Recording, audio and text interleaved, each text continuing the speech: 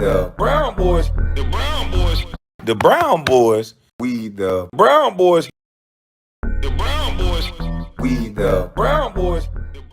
Y'all know I like to watch news from all around to see how other people interview, say different things, how they go about it. So we got Sky News up in this thing. Entitlement. I think people who are, in religious groups like that, it's not the type of Christianity that I practice, but I think that they're entitled, and that entitlement comes from a supremacy, a white supremacy. And they think that this country was built for them, that it is a Christian country, when actually we left England because we wanted religious freedom. It's religious freedom, but only if you're a Christian and only if you're a white male, pretty much.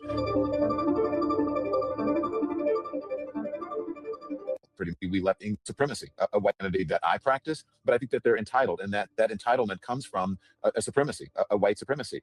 And they. But didn't he say he was a Christian though?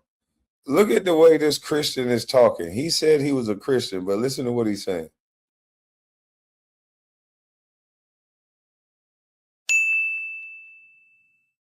Certain degree of entitlement. I think people who are, in religious groups like that, it's not the type of Christianity that I practice, but I think that they're entitled, and that entitlement comes from a supremacy, a white supremacy.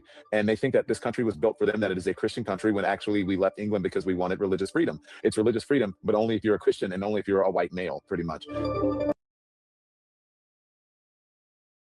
You got all this thoughts around white supremacy, but you couldn't help but to be conquered by a white man.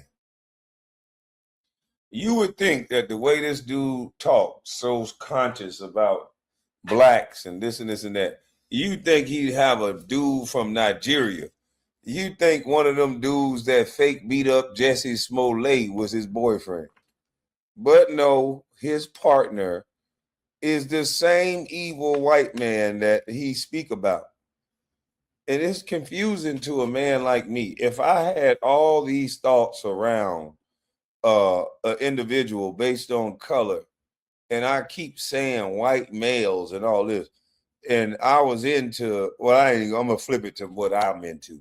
If I was saying something about black women or certain Latino woman, you ain't gonna see me with a Latino woman. I would be with a black woman.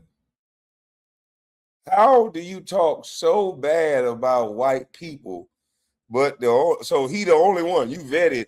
You shouldn't even been in the pool of vetting these people because they're white. So you don't know who's gonna be a supremacist, right? So, but you're gonna go through, how many white men did you go through before you found this one? Why wasn't you all in Africa trying to find God Kuta Kinte? This is what I don't understand about you. We should have been seeing you hook up with all the Amistad cousins that was gay. But no, you've been messing with these white men all your life, what it looks like. But you found the one, so you think you soften your approach. So I think you just a grifter.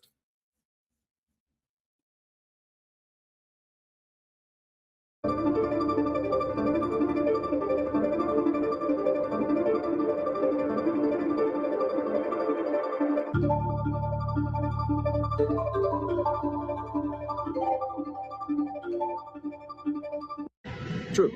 So let me just make it clear, because it's a assistant attorney general, I don't know, gosh, what's her name? Something Hammett, Goen or whatever. So I had no affiliation to that organization. I didn't even know they were going to this church until we followed them there. We were there chronicling protests. Once the protest started in the church, we did an act of journalism.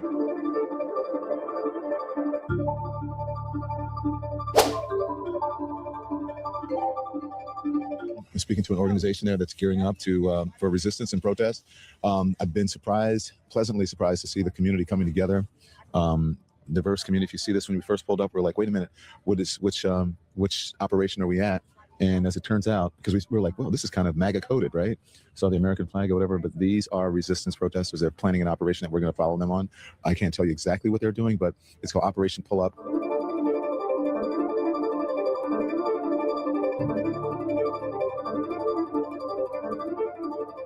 Thank you guys thanks you for allowing me to be here. Thank you guys.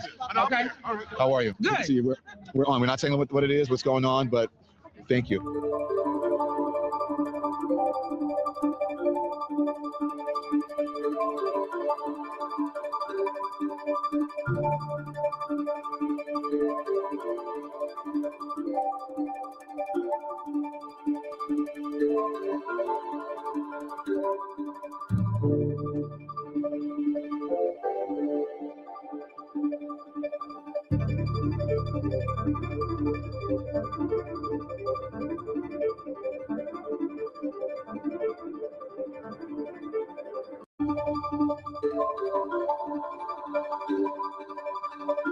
Insurrection protesters stormed a city's church service after claiming one of the pastors there is an ICE agent.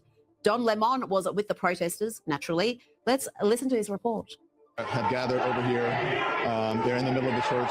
During the beginning of the church service, the pastor was speaking, and Nakima stood up and said her piece, and then the protesters surrounded her. This is a clandestine mission. I think they found out according to them, this is according to Operation Pull-Up, that one of the pastors here is a member of ICE. And so, here we go. Yeah.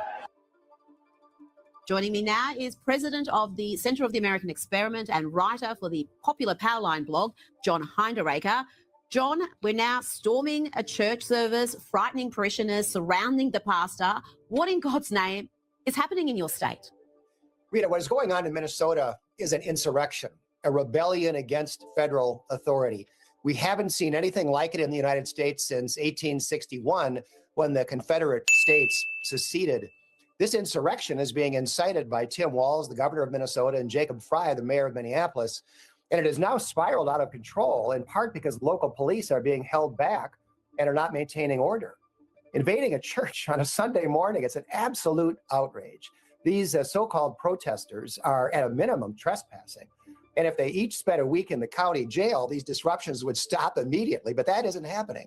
And the protests keep getting more and more disruptive. The Democrats are at war against the Trump administration, and that's the basic reality. Anything the administration tries to do, the Democrats resist with all their might. And these liberals do not want federal immigration law to be enforced. And it's terrible, Rita, because these ICE agents are picking up murderers, multiple murderers, child rapists, criminals of all sorts. And of course, they're all illegal aliens to boot, which is a crime in itself. And the Democrats simply don't want these laws to be enforced. And this is their way of making war on the Trump administration.